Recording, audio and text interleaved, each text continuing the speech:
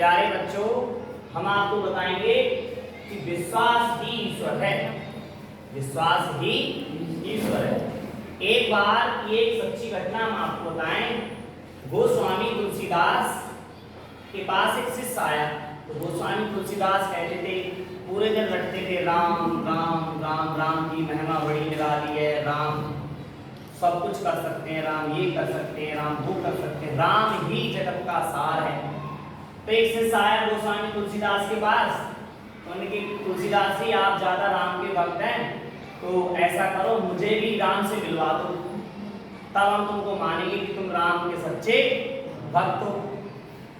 तो तुलसीदास जी ने क्या कहा, ठीक है, हम आपको राम को मिलवा देंगे, आपको राम से।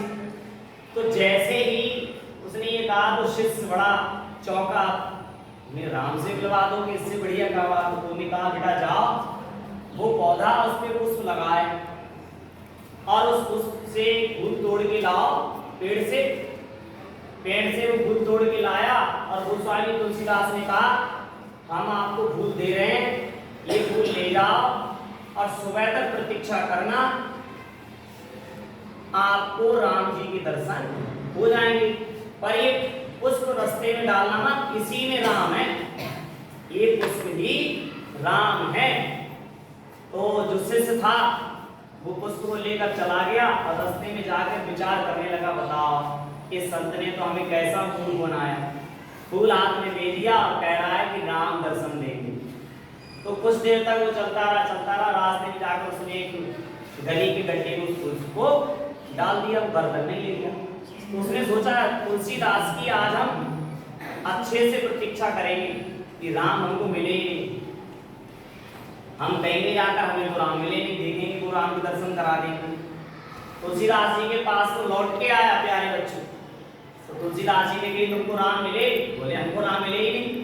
तो तुलसीदास जी ने कही, राम नहीं मिले तो पौधा, वो जो पौधे से तुमने पुष्प तोड़ा था, वो फूल कहाँ है? बोले, फूल तो घर रह गया।